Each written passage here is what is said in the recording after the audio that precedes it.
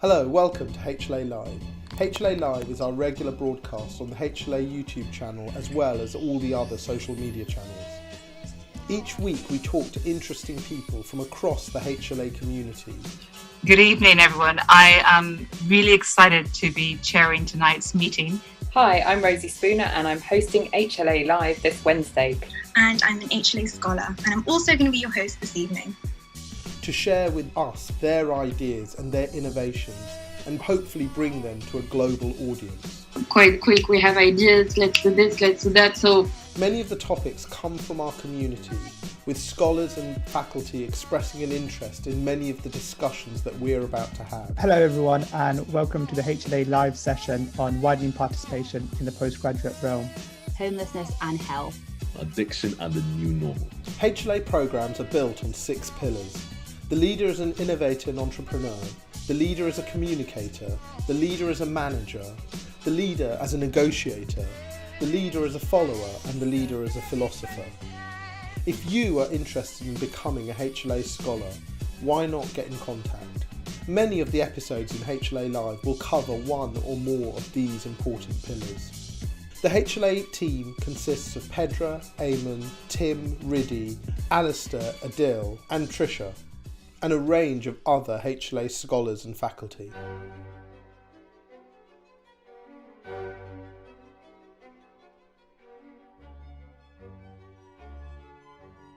Just thinking about the stuff that we do. So there's some lectures around Black history happening, some of the grand rounds in the NHS Trust, they're Black themed.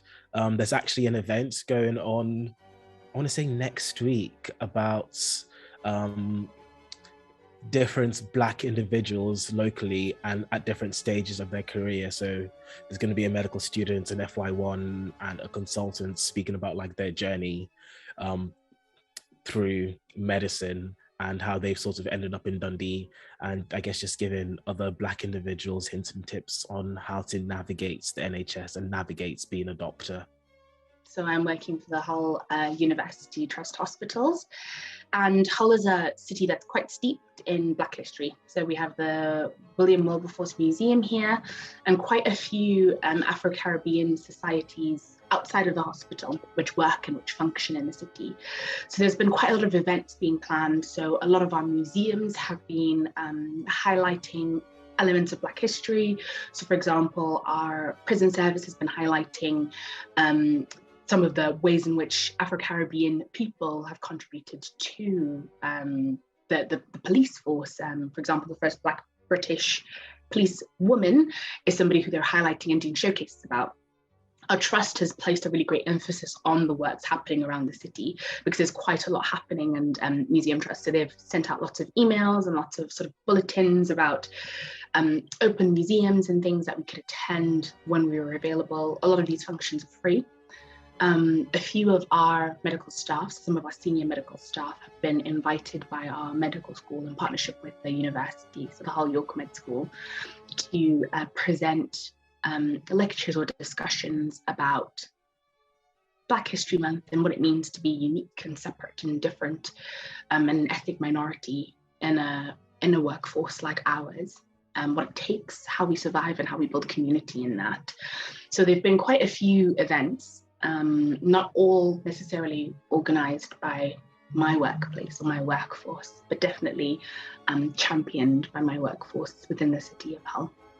So my workforce is my university as a medical student, and there's going to be a webinar with a conversation talking about race equality in the university and students who progressed work in the university and where they're up to now. I think it's quite interesting that it is a good time to talk about, race equality and kind of the initiatives, not just in Black History Month, but throughout the years and the years gone, and a good time to reflect on what's happened. But I think we often forget in terms of celebrating Black History Month is the word celebrating. And I think sometimes, we actually forget to really appreciate the contributions that particularly Black kind of professionals or students have done in the past, present and future.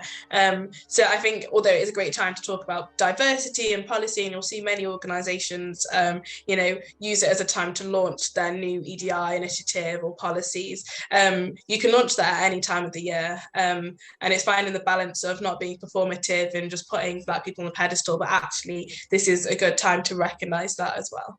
As part of delivering the ambitions for the NHS People Plan and celebrating Black History Month, the National Equality, Diversity and Inclusion team are hosting Race Ahead, which is the NHS big conversations on race. You know, those conversations that people don't really like to have. So we thought we would do it. So our intention is to make this a key point for learning, engagement and discussion for the whole NHS workforce throughout October 21. So this will be a month in which the NHS workforce will engage in ever more courageous conversations about race, making progress to boost racially just outcomes and securing new commitments that will lead to better daily workplace experiences for BME staff. These commitments will stretch beyond the October conversation to embed practices over time that will lead to transformed and inclusive cultures. Race Ahead will, form part of a series of activities which will align with the Proud to Be theme for this year's Black History Month and create the essential conditions for belonging.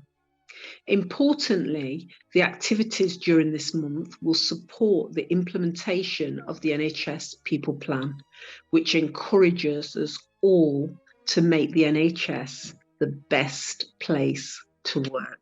And we all want to see that, don't we? In planning this event, the underlying content design premise moved away from the traditional speaker presentation style and was centered on every conversation being, every session, should I say, being a conversation about race, which inadvertently role models the courageous conversations about race and gives permission for others to do the same. So that's the underlying premise of the whole series. I'm self-employed, so I don't work within the NHS, but I do work with the NHS.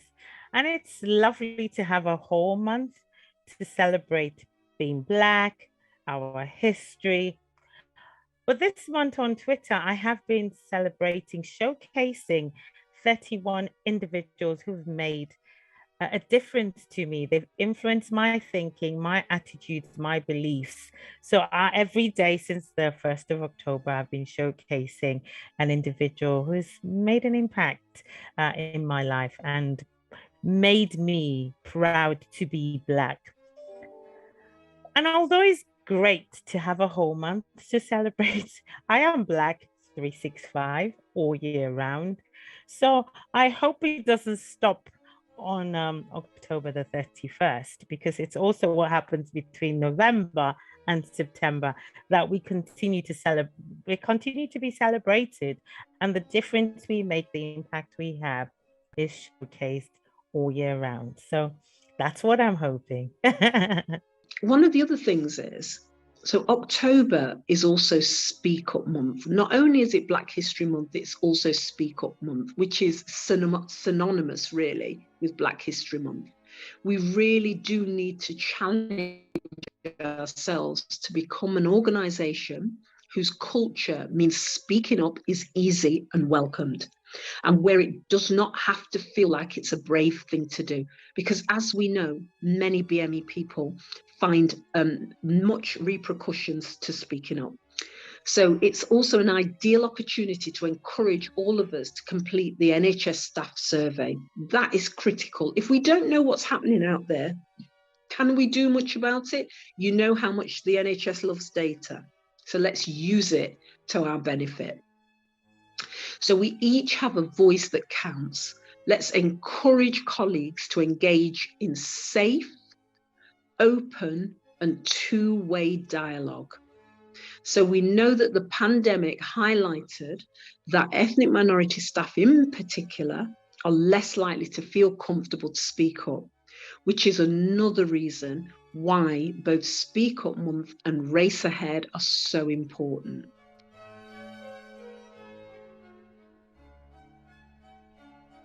I think what happened last year was actually really enlightening. It was a chance to really get a sense, a temperature check almost on where we all are at in our understanding of these difficulties in inequality, these difficulties in access, these difficulties in differential attainment, and just the view of everybody for Black people and Black lives. I think it's been enlightening to see some of the responses that came out, which equips us with how we respond or how we react, how we work, how we function. And I think one of the greatest things that's come from it is there's been so much more work into diversity training, diversity champions, research or data collection rather, into diversity in work. I mean, a big thing that I'm sure a lot of people will be speaking about is the most recent BMJ article about recruitment of Black and ethnic minorities. I think it focused on trusts in London, but how recruitment actually isn't the same. And we are over a year out from the fullness of the rioting and the fullness of the fury and the fullness of the impact, and yet still data doesn't reflect change. I think representation of culture has improved. I think, interestingly enough, individuals feel more empowered. And so there's something really beautiful about going into work and seeing people feeling more comfortable. And it's not something you can quantify. I can't put words or numbers or digits on it, but seeing colleagues who are not particularly religiously based or not for a religious reason, but wearing a headscarf because culturally that's something that we would do. And that's what they're just doing because actually, why not?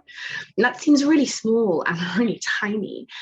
But if you are Black and you are watching this, you know that we fight with our hair on a regular. And so it's amazing to see people feel empowered and equipped.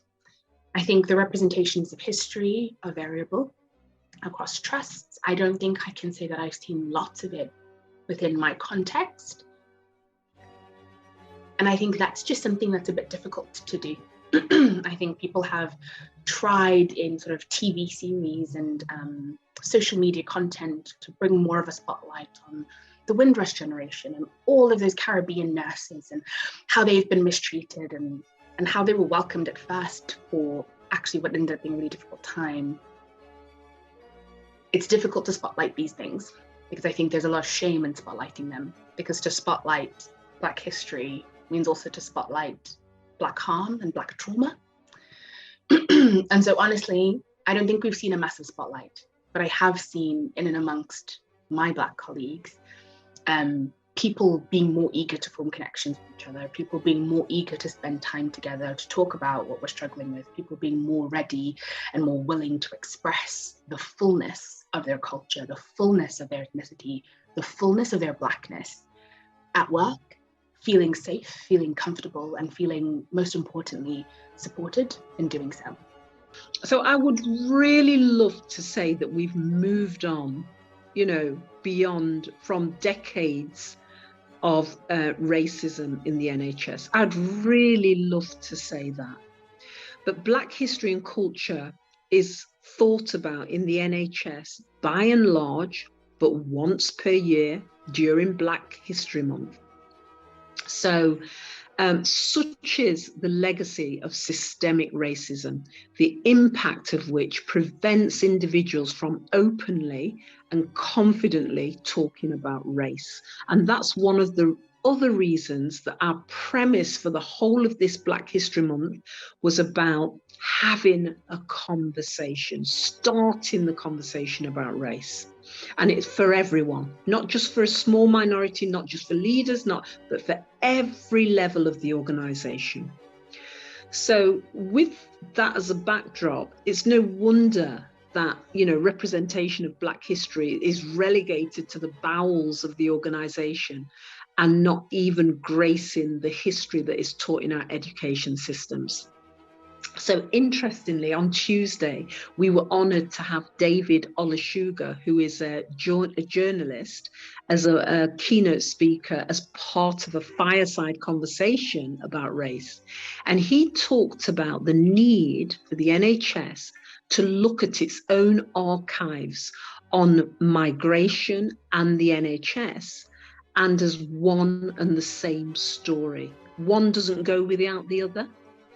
And so in order to see its own failings in relation to normalizing the abnormal in racial injustices. So, and often this is one of the things that he said, is that we liberally use euphemisms like the snowy white peaks of the NHS instead of owning where we have failed to progress on racial equality. It's so much easier to say the snowy white peaks rather than to say we have failed on racial equality. So to address the root cause of racial inequality, organisations really need to take a deep and critical look at how they do what they do to intentionally transform practices in order to create equitable outcomes for all. Not for one, for all. The NHS is growing its identity as an organisation in which racists generally are a core part of everything that we do. Everyone who works on behalf of the NHS has a responsibility to act in ways that reduce inequality, and I mean everyone. So addressing racism, however, starts with the individual holding up the mirror to self, recognizing and reflecting on what they bring to the conversation about race and racism, and using this insight to inform and improve their practice. So there's a quote, I can't remember who the author is, but it says, "A lie doesn't become the truth. Wrong doesn't become right just because it is accepted by the majority." Let's not maintain the majority accepting a lie and a wrong. Since the Black Lives Matter movement in 2020, there's definitely been an increased awakening and awareness for the need of representation in the NHS and in the community within that as well. And the ways in which this has always been known, but it's been spoken about a lot more, has been, for example, kind of leadership representation in those senior positions, whether that's in trust executives or the people making the decisions in different streams of the NHS as well. In terms of representation in Black history, the issue is that it's not spoken about enough. So yes, we are moving from Black History Month now, and you'll get a sort of snapshot of infographics on social media reminding you of different contributions, whether past, present, or the future, but actually it's not something which is instilled in from the very beginning, sort of thing. And I think that's why it is one of the issues of people do have issues with Black History Month, is that because you just only learn about it in just 1 month, and this was never spoken about before. And I think that's a shame, really, because there's been so many kind of breakthroughs and discoveries before the Black Lives Matter movement, and we don't recognise that consistently. And it's, I think for someone as a Black medical student myself, wanting to just work my way up to wherever I want to reach to, sort of seeing how that representation is lacking, it's quite concerning to see. In terms of culture within the NHS, just to briefly touch on that, I think a lot more needs to be done in terms of cultural competency, and a big part of that is bias and obviously the racism aspect, but also how do we connect and communicate well with other ethnic groups. And I think what's definitely been highlighted since last year is the whole aspect of allyship and working together and being active bystanders, But I think learning about each other's cultures will help to ultimately increase the positive nature in the NHS and what it should represent, which is diversity. I think we're on the way there, but there's so much more that needs to be done. Well, I guess people talk about Windrush. I guess that's about the only thing that people say and when they think about Black NHS workers. And a lot of people talk about the racism that Black NHS workers experience as well. Apart from that, I don't really think there is that much representation of Black history or Black culture. Just thinking about some of my friends who or some of my female friends who have bigger hair, or my friends who have locks, they can't really participate in surgery as easily because they don't have scrub caps that can fit their hair. So I don't know how much representation of Black history or culture is within the NHS. Throughout my time at medical school, I've been taught by 3 Black lecturers. Some of my friends at other universities have never been taught by any Black individual. So I don't think we're necessarily that represented in the NHS.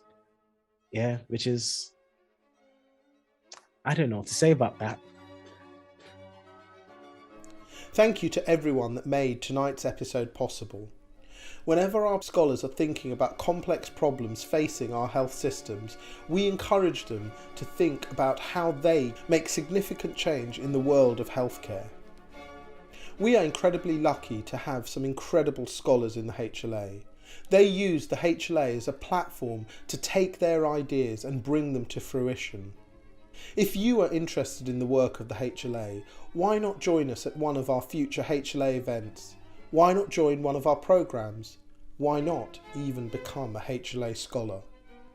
Thank you for joining us. My name is Johan Marlwana, the director of the HLA, and it's a good night from all of us.